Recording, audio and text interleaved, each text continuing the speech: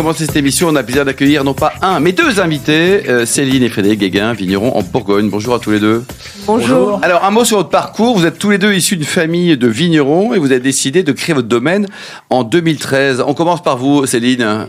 Alors, depuis quand vous êtes vigneron dans la famille ?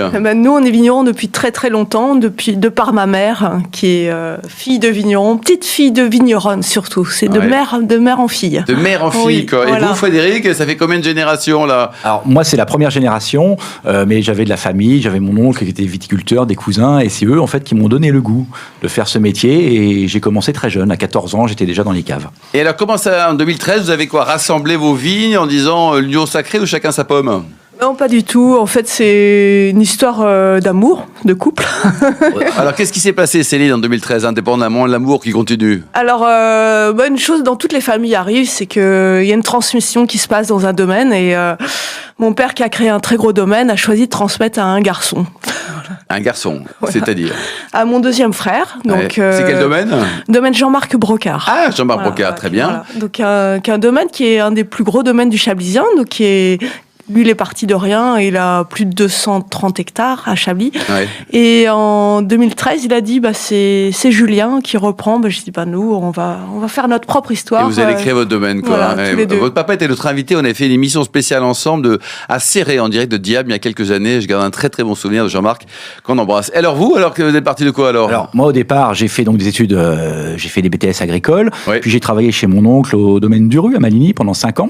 Oui. Et puis j'ai rencontré Céline et on est tombé amoureux, on s'est mariés. Combien d'enfants ? 2 enfants. C'est tout ? Ah c'est déjà bien. 2 enfants mais 50 hectares. Moi je dis les 50 hectares ça compte au moins pour un troisième. Hein. Hélène.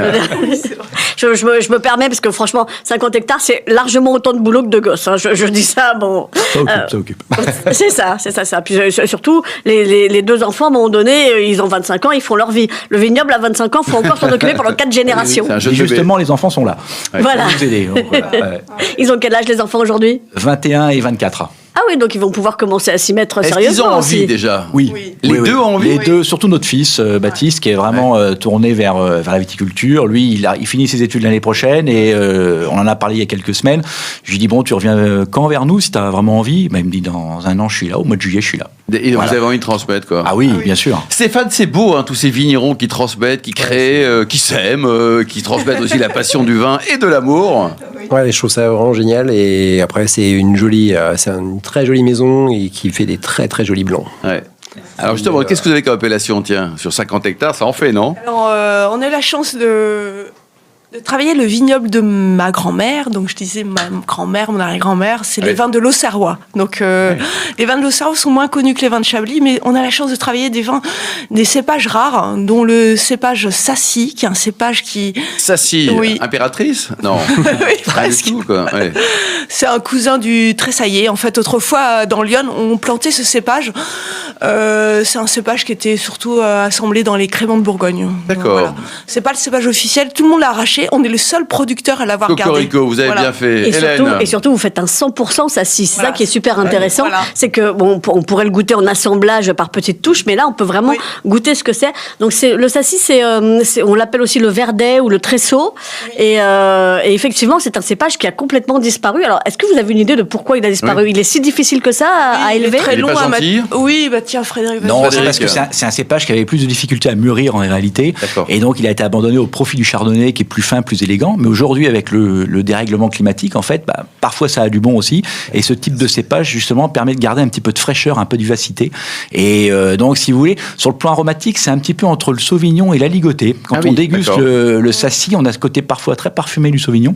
Et puis un joli côté acidulé qui rappelle un peu l'Aligoté. Voilà. Stéphane, c'est aussi le rôle du caviste de faire découvrir Sassy ou autre. Bien sûr. En plus, je pense que les gens viennent chercher maintenant des cépages qui sortent ou des cuvées qui sortent un petit peu de l'ordinaire. Le chardonnay, c'est super chouette, mais il y a plein d'autres cépages très intéressants où il y a une belle puissance aromatique. Je pense que on a une demande sur ces vins-là. Et il faut foncer. Exactement. Hélène ? Alors, au rayon originalité, vous avez aussi un 100% César. Voilà, ça aussi, c'est un cépage très rare. Oui, c'est un cépage qui existe dans Lyon. C'est un cépage qui est qu'on peut assembler à une quantité limitée à hauteur de 7% avec le pinot noir. Dans l'appellation Irancy. Dans l'appellation Irancy. Voilà. C'est 7%? Dans mon souvenir, c'était 10. Bon, il faut que je mette mes fiches à jour. Bon, allez, 8,5, on négocie. De toute façon, on s'arrange. Alors, ça, c'est pas ce qui apporte de la couleur. Parce que dans le nord de la Bourgogne, on a moins de soleil qu'ailleurs. Et voilà. Oui. Mais par contre, c'est un excellent rapport qualité-prix. Vous en vendez un peu d'Irancy, là, dans le cas, ou pas? Oui, évidemment. En magnum ou en... Non, bouteille classique. Parce qu'après, en fait, ça reste... Comme disait Hélène, ça reste une petite appellation et c'est pas l'appellation qui fait encore. Oui, c'est pas naturellement, on dit pas donnez-moi 600 bouteilles d'Irancy. Les gens qui connaissent Irancy vont venir chercher cette appellation. Après, c'est vraiment un travail de caviste. Votre gamme de prix à tous les deux, les tourtereaux, là, ça va de combien chez vous? Entre 14 et 25 euros. Entre 14 et 25 euros. Entre les vins de l'Auxerrois et les vins de Chablis, les différents premiers crus aussi qu'on exploite. Ouais. C'est ça, parce que vous avez quand même 4 premiers crus. J'ai noté Fourchaume, Vaillon, Vaugros et Vaucoupin. Pas mal. Joli quatuor. Et puis un grand cru Bougros aussi. Voilà, en achat de raisin, Laurent. Ah oui, c'est ça. Et ça bouge un peu les hectares de vignes. Ça peut s'acheter à Chablis ou alors c'est en Irancy en ce moment, on peut trouver des choses ou... Oui. Dans l'Auxerrois, Irancy, à Chablis aussi. C'est plus rare à Chablis. Mais il y a encore des transactions. Parfois des familles qui arrivent justement, il n'y a pas de repreneur. Et nous, c'est comme ça qu'on a pu construire notre domaine. C'est parce qu'il y a des familles où il n'y avait pas d'enfants repreneurs et des personnes nous ont loué ou vendu des parcelles. C'est comme ça qu'on est passé de 3 hectares en 2012 à 50 hectares aujourd'hui. Et la partie Chablis sur les 50, ça représente combien? Ça représente une quinzaine d'hectares. Oui, ce qui est déjà très bien. Hélène? Alors, le vignoble, c'est évidemment une très grosse partie de votre activité, mais il y a aussi le no-tourisme, puisque vous détenez la moitié des chambres de Chablis. Bon, pas encore tout à fait, mais pas loin. Oui, mais c'est vrai que c'est important de se diversifier. Mis à part la consommation du vin, on a envie d'être actif et de vivre le vin. Voilà, on est acteur. Chaque personne veut être acteur et être vigneron et veut participer à la vigne. Vous avez un gîte, On a des maisons, on a des maisons, des appartements et on a un projet d'hôtel. Voilà. Ah, carrément, un hôtel. Mais c'est génial, ça. Ouais. Et donc là, ça représente combien de couchages au total? Actuellement, il y a 7 appartements, 2 maisons. Et des appartements qui sont familiaux. Il y a plusieurs chambres par appartement, donc on peut accueillir des grandes familles.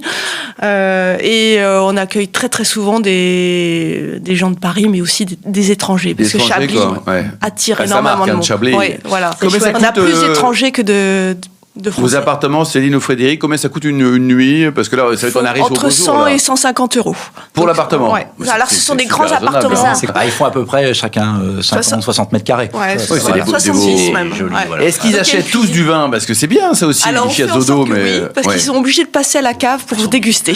On les oblige pas. Non, on a également une boutique dans Chablis et on leur propose des tours, en fait, dans le vignoble, des balades dans les grands crus, mais aussi ce qu'on appelle une escapade, où, en fait, on va sur différentes parcelles et on propose de déguster le vin à la parcelle. Dans nos Bourgogne-Côte-Saline, dans nos parcelles de Chablis-Vieille-Vigne, dans nos premiers crus, et les gens sont... c'est un joli parcours, quoi. Voilà, ouvert aux Français, aux non-français. Et dites-nous, à Chablis, il n'y avait pas de feu, il n'y a toujours pas de feu, c'est-à-dire qu'on traverse le village sans avoir un feu ni vert ni rouge, là, Ah non. Il y a quelques ronds-points, mais voilà. Il n'y a pas de feu, quoi. Très bien. Mais c'est effectivement une super solution pour vendre du vin. Alors, on peut aller chez le caviste, c'est pas Stéphane qui dira le contraire, mais aller chez le vigneron, déguster avec lui sur la parcelle, ça reste une expérience exceptionnelle, qu'on soit français ou étranger. Alors, encore plus, j'imagine, si on vient de loin. Mais Stéphane, le caviste, c'est un peu le vigneron en ville. Voilà. C'est ça.